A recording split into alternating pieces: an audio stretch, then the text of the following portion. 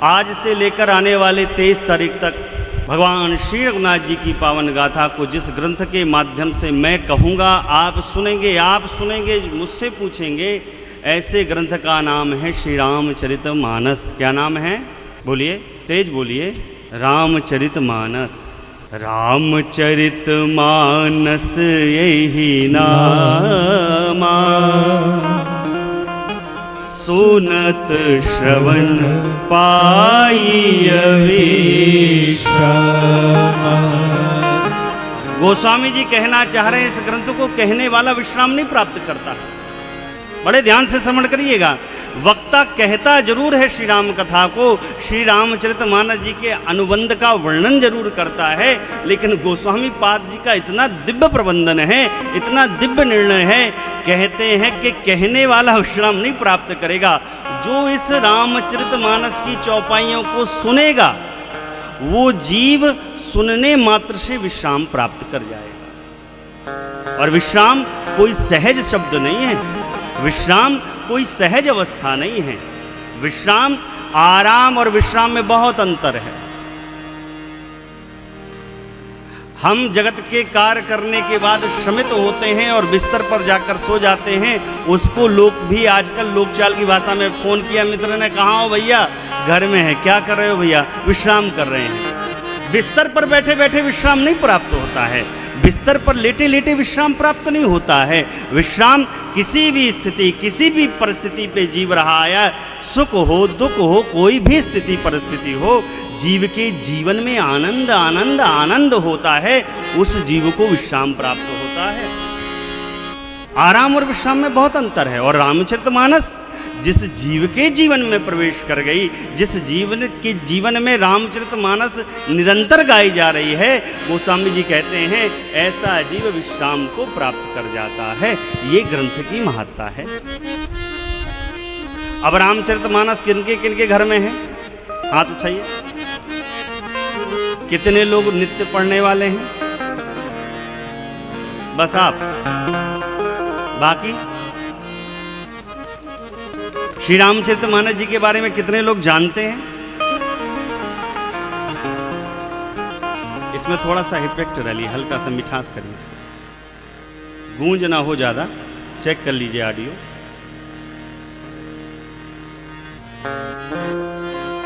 कितने लोग जानते हैं रामचरितमानस जी के बारे में? आप लोग नहीं जानती हैं? नहीं जानती?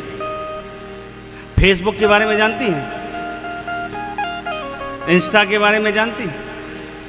अरे ऐसा तो हो ही नहीं सकता है। आजकल भले किसी चीज के बारे में जानिए ना जानिए, फेसबुक इंस्टा तो गांव-गांव तक पहुंच गया है। बुजुर्ग लोग क्षमा करेंगे, बुजुर्ग लोग भी फेसबुक इंस्टा चलाने लगे हैं। श्री रामचरितमानस जी के बारे में हम आप नहीं जानते। फेसबुक इंस्टा के बारे में जानते हैं, सोशल मीडिया प्लेटफॉर्म के बारे में जानते हैं, लेकिन रामचरितमानस जी के वैशिष्ट्य के बारे में नहीं जानते हैं। और यही हम सनातनियों की सबसे बड़ी भूल है। ध्यान रखिएगा, भारतवर्ष पर इतना अद्भुत अमूल्य ऋण है गोस्वामी जी का, जो ऐसे सदग्रंथ को हमारे आपके बीच में रखा। हम सनातनियों को ऋणी होना चाहिए गोस्वामी जी का।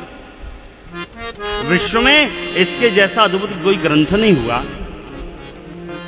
मेरे परम पूज्य महाराज श्री कहते हैं, बाबू यह कोई साधारण ग्रंथ नहीं है, यह ग्रंथ साक्षात श्री सीताराम जी का वांगमय स्वरूप ही है। स्वयं सीताराम जी ही इस ग्रंथ में विराजित हैं।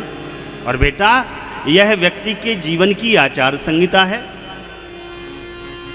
यह व्यक्ति के जीवन की व्यवहार संहिता है। कैसे जीवन को जीना चाहिए श्री रामचरितमानस सिखाता। किस व्यक्ति का किस प्रकार का धर्म होना चाहिए श्री रामचरितमानस जी सिखाता। एक पुत्र कैसा हो, एक पिता कैसे हो, एक माता कैसे हो, एक भाई कैसे हो, एक स्वामी कैसे हो, एक सेवक कैसे हो, एक भगवान कैसे हो, एक भक्त कैसे हो, एक मित्र कैसे हो, एक शत्रु कैसे हो, इस सब चरित्रों का अवगाहन श्री रामचरितमानस में आपको मिलेगा। और माई बाप, मेरी प्रार्थना है इसको ग्रंथ मानकर पूजा घर में सजाने के लिए मत रखिए। पूजा घर में सजा दिया, दीपावली आई, धूल साफ करी, पोंछा, फिर रख दिया। नहीं, इसको पढ़िए। और मेरा विश्वास है आप में से जो जीव इस सतग्रंथ की एकमात्र चौपाई को श्रद्धा पूर्वक नित्य नियम से पढ़ेगा, उसके जीवन में कल्याण करेगी श्री रामचरितमानस। और ये व्यासपीठ पर बैठा वक्ता मैं स्वयं प्रमाण हूं। एक एक मोती शब्द हैं इसके, तभी तो पूज्यपाद बिंदु गोस्वामी जी को लिखना पड़ा, श्री रामचरितमानस जी की महिमा का बखान करना पड़ा। आइए बिंदु गोस्वामी जी के भाव में श्री रामचरितमानस जी की महिमा को प्रणाम करते हैं। पूज्यपाद बिंदु जी कहते हैं, हमें निज धर्म पर चलना सिखाती रोज रामायण। हमें निज धर्म पर चलना सिखाती रोज रामायण। सदा शुभ आचरण करना बताती रोज रामायण। सदा शुभ आचरण करना सिखाती रोज रामायण। हमें निज धर्म पर चलना बताती रोज रामायण। हमें निज धर्म पर चलना बताती रोज रामायण।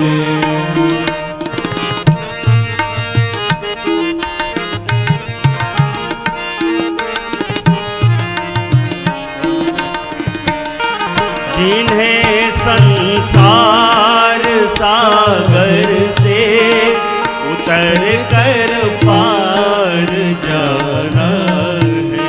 जिन्हें इस लोक से परलोक की यात्रा पर साधक यही कहता, ये रामायण ये कहती, पार जाना है। उन्हें सुख से किनारे पर लगाती रोज रामायण। उन्हें सुख से किनारे पर लगाती रोज रामायण।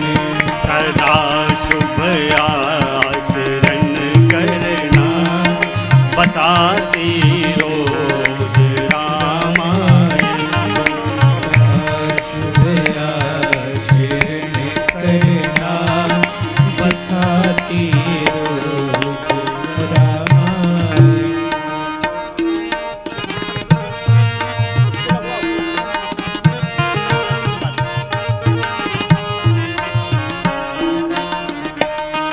सरल कविता के कुंजों में बना मंदिर है हिंदी का। सरल कविता के कुंजों में बना मंदिर है हिंदी का। जहाँ प्रभु प्रेम का दर्शन कराती रोज रामायण।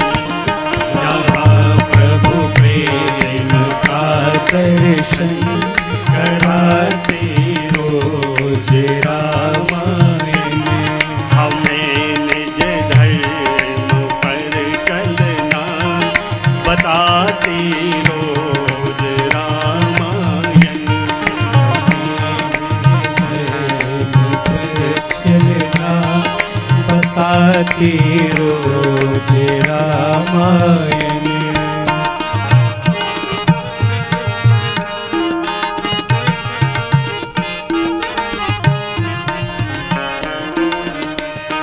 कभी वेदों के सागर में, कभी गीता की गंगा में। कभी वेदों के सागर में, कभी गीता की गंगा में। कभी सरबिंद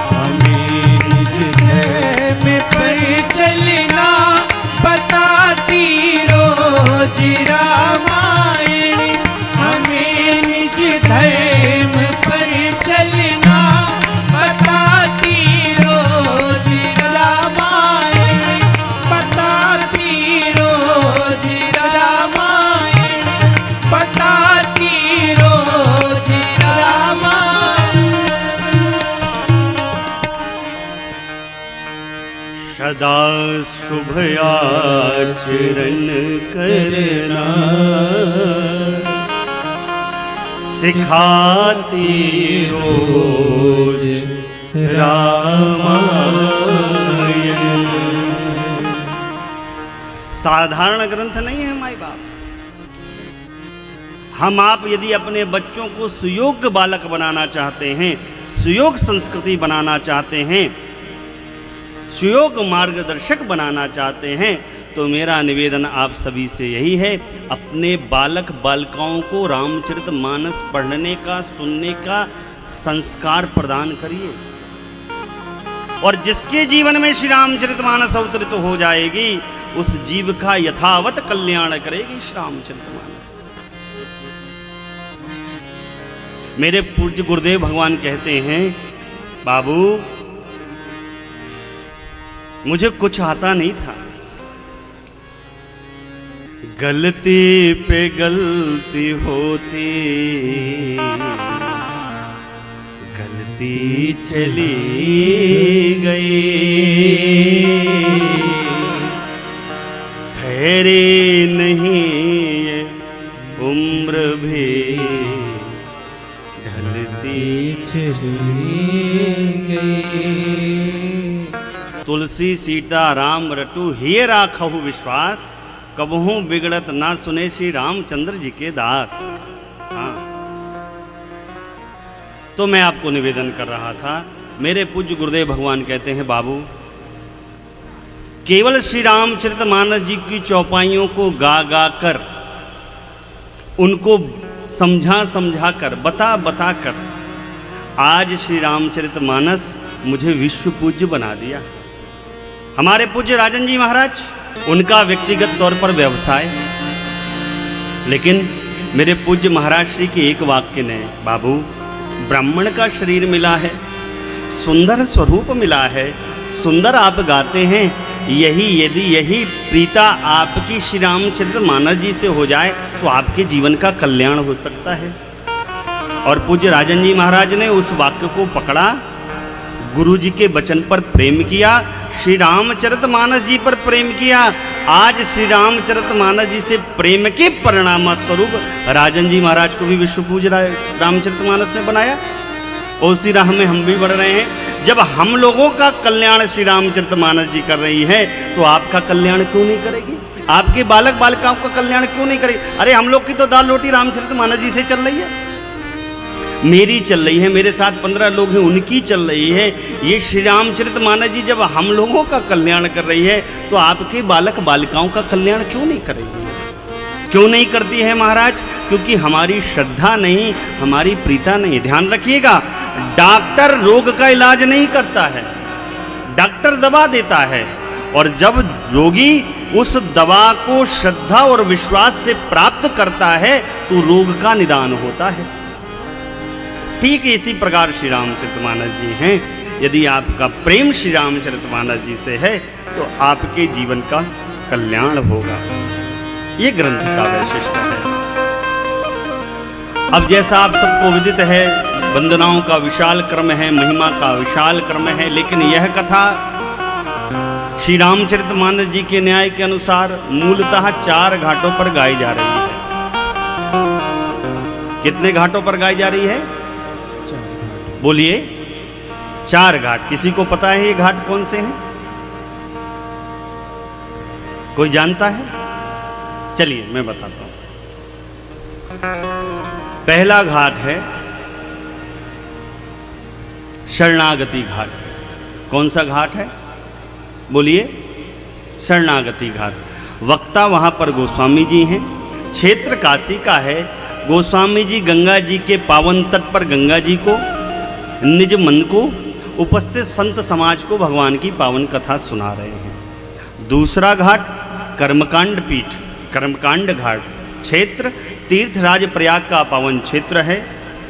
ऋषि श्रेष्ठ याज्ञवल्क्य वहां पर वक्ता हैं, श्रोता भरद्वाज मुनि। तीसरा ज्ञान घाट, ज्ञानपीठ कैलाश का उच्च शिखर है। भूत भावन भगवान शिव वहां पर वक्ता हैं, श्रोता माता पार्वती हैं। और चौथा घाट है भक्ति घाट। नीलगिरी मानसरोवर का पावन क्षेत्र है। पक्षीराज गरुड़ जी वहाँ पर श्रोता हैं और चंडाल पक्षी कहुआ महाराज श्री कागभूषुंडी जी महाराज वहाँ पर वक्ता हैं। 4 घाट पर 4 वक्ता हैं, 4 श्रोता हैं। वक्ता ने कथा की महिमा को गाया है, श्रोता ने कथा की महिमा को सुना है और मेरे परम पूज्य महाराज श्री ने अपने कथा के जीवन से पुरोया है। मेरे महाराज श्री कहते हैं जय जय राम कथा।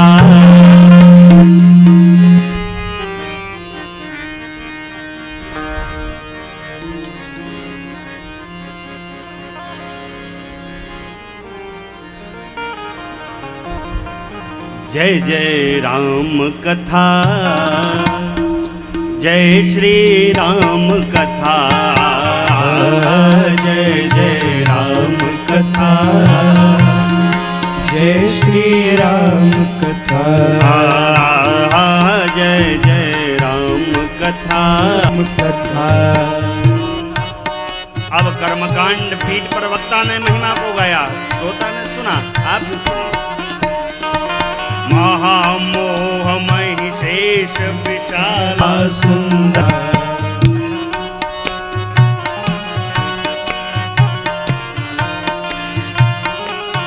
गरुड़ जी के प्रति कागभूषुंडी जी महाराज बोले, पक्षी श्रेष्ठ आप भी कथा की महिमा को सुनिए।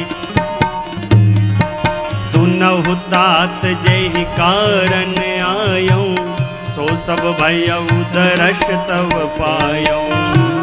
तात जे कारण आयो, सो सब भयउ दर्श तब पायो। देखि परम पावन तव आश्रम, गयो मोह संशय नाना भ्रम। परम पावन तव आश्रम, गयो मोह संशय नाना भ्रम। अब श्री राम कथा,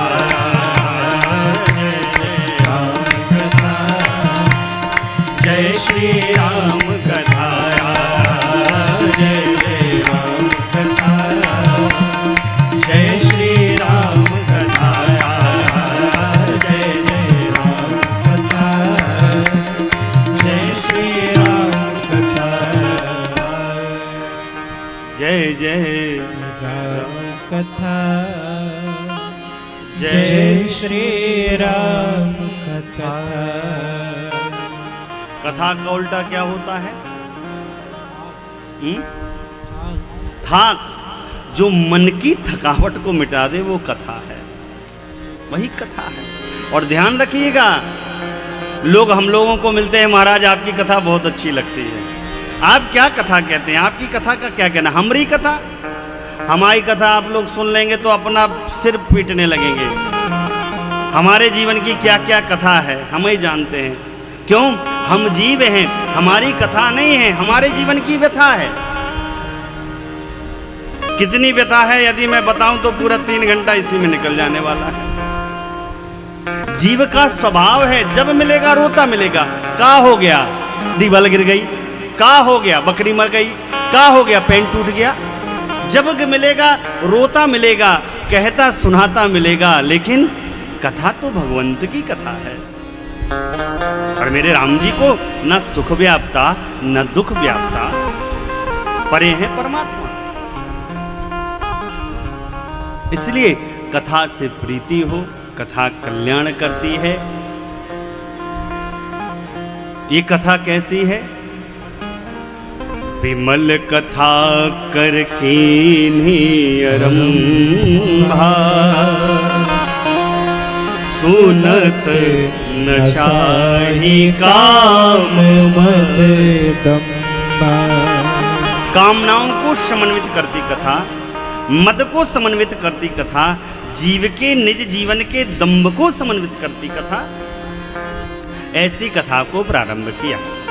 और ध्यान रखिएगा, सत्संग का बड़ा अद्भुत महत्व हमारे सदग्रंथों में भी बताया गया, महापुरुषों ने भी बताया, संत मुनियों वेद पुराण ने भी बताया। इसलिए सत्संग का बड़ा लाभ है। अच्छा, आप लोग एक चीज बताइए, मान लीजिए आप में से किसी व्यक्ति को इमरती और रबड़ी बड़ी प्रिय हो। इमरती रबड़ी खाए हैं आप लोग? खाए हैं ना कि नहीं खाए आप लोग? समझ में आ रहा है? इमरती रबड़ी किसी को बहुत प्रिय हो और मित्र ने फोन किया, हाँ मित्र आज आओ, इमरती रबड़ी की पार्टी है, छक्कर खाएंगे दोनों मित्र। अभी आता हूं मित्र। अभी तैयार होकर परफ्यूम डालकर गए ही थे कि रास्ते में चलते चलते चक्कर आ गया, गिर गए। लोगों ने उठाया, क्या हुआ क्या हुआ? हॉस्पिटल लेकर गए, जांचें हुई, डॉक्टर ने जांच लिख दी, बीपी, शुगर, KFT, LFT सब जांच लिख दी और शुगर का आपका टेस्ट में रिपोर्ट आया 500 शुगर आ गई। अब 500 शुगर आ गई। मित्र के घर पहुंचे, कहाँ रह गए? मित्र ने पूछा कहाँ रह गए? अरे मित्र हॉस्पिटल गया था। अरे कोई बात नहीं, लो रबड़ी इमरती खाओ। अब कितना भी प्रिय रबड़ी इमरती होगा, जीभ लपलकाएगी, लेकिन 500 शुगर की रिपोर्ट देखने के बाद व्यक्ति उठाने की हिम्मत नहीं करेगा। लेकिन जब तक पता नहीं था कि शुगर 500 से है,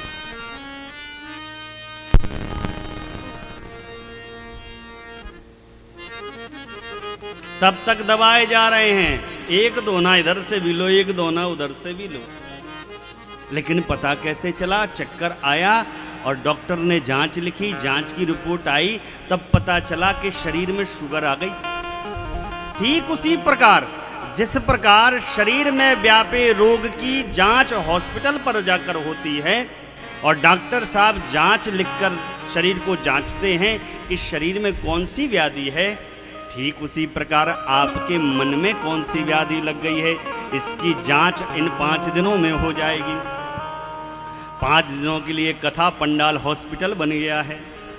आप हम सब मरीज हैं, कथावाचक जी डॉक्टर हैं और कथावाचक जी के मुख से निकलने वाली कथा जब आपके कान में प्रवेश करेगी तो ये जांच है। जैसे जैसे ये कथा प्रवेश करती जाएगी आपके कान से आपके अंतःकरण में प्रवेश कर जाएगी, आपको पता लगने लगेगा आपको कौन सी बीमारी ने पकड़ा है, क्या कामनाओं ने पकड़ा है, क्या मद ने पकड़ा है, क्या दंभ ने पकड़ा है, क्या मोह ने पकड़ा है, ये पता चल जाएगा। ये सर्विस सेंटर है 5 दिन के लिए। जिस प्रकार सर्विस सेंटर पर बाइक रिपेयर होती है, कार रिपेयर होती है, उसी प्रकार जीव के जीवन के मन में क्या क्या व्याधि है, कौन कौन सी समस्या है, रिपेयरमेंट 5 दिन में हो जाने वाला है। इसलिए आज तो पहला दिन था, विलंब हुआ, लेकिन कल से ठीक भैया लोग 5:30 बजे से, हम 6 बजे से आपको कथा श्रवण कराएंगे। 23 तक उपस्थित होइएगा। और माई बाप सत्संग जहां मिले तो पकड़ लीजिए, ले लीजिए, प्राप्त कर लीजिए। जिसको जीवन में मिला सत्संग है, उसे हर घड़ी आनंद ही आनंद है। जिसका हरि से जुड़ा संबंध है, उसे हर घड़ी आनंद ही आनंद है। और सत्संग अद्भुत अलौकिक है माई बाप। कहां तक महिमा करी जाए। एक नगर में एक चोर था, नामी चोर, अद्भुत चोर, प्रसिद्ध कुख्यात। छोटे छोटे चोरी करके हार गया, थक गया। उसने विचार बनाया आज राजमहल पर डाका डाला जाएगा। विचार बना लिया कि राजमहल पर डाका डाला जाएगा। उसी दिन नगर में कथा की पूर्णाहुति थी। चोर की पत्नी कथा सुनने गई। बीच में किसी कार्य से घर आई तो पति से कहा कि देखो जीवन में पाप ही पाप कर रहे हो, चल के थोड़ी सी कथा तो सुन लो, चलो आज पूर्णाहुति है। चोर ने कहा हम चोर हैं, हम कथा में क्या हमको मिलने वाला है, हम नहीं जाने वाले। पत्नी ने जिद की तो पत्नी की खुशी के लिए चोर चला गया। 5 मिनट बैठा कथा में, 10 मिनट बैठा, कथा पूर्णाहुति हुई। सबने कथा पूर्णाहुति होने के बाद वक्ता को दक्षिणा देकर विदा किया। चोर अपनी पत्नी के साथ पहुंचा। पत्नी ने दक्षिणा दी और पत्नी ने कहा महाराज जी मेरे पति हैं, चोरी करते हैं, चोर हैं, जरा इनको शिक्षण दीजिए, इनको सिखाइए। महाराज जी ने कहा भैया क्यों चोरी करते? बोले महाराज उपदेश ना करिए हमका, उपदेश सुनने में नहीं आया हूँ, आपको पैसा लेना हो तो ले लीजिए, अन्यथा हमको जाने दीजिए। महाराज ने कहा मुझे पैसा नहीं चाहिए तुमसे, बस तुम मेरी एक बात मान लो।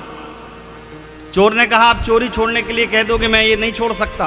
महाराज ने कहा मैं ये नहीं कहूँगा, बस बाबू जीवन में एक चीज़ का नियम बना लो कि कभी जीवन में कैसी भी स्थिति आ जाए, कैसी भी परिस्थिति आए, आप असत्य नहीं बोलेंगे। चोर ने कहा हाँ ये तो मैं कर सकता हूँ, मैं असत्य नहीं बोलूँगा किसी परिस्थिति स्थिति में, ये बात मैं मान लूँगा। भैया हो दक्षिणा दी और रात्रि जैसी हुई तो बस चोरी करने के लिए राजमहल में चल पड़ा।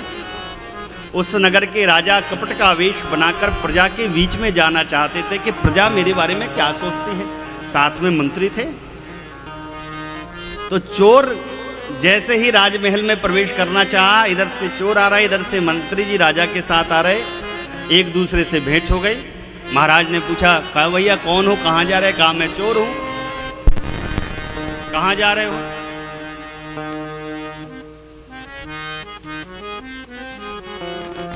आप लोग कुछ छूइए ना भैया, इसका चालू करिए, बोल ही नहीं रहा, आवाज नहीं आ रही, आपका बस कर रहा है।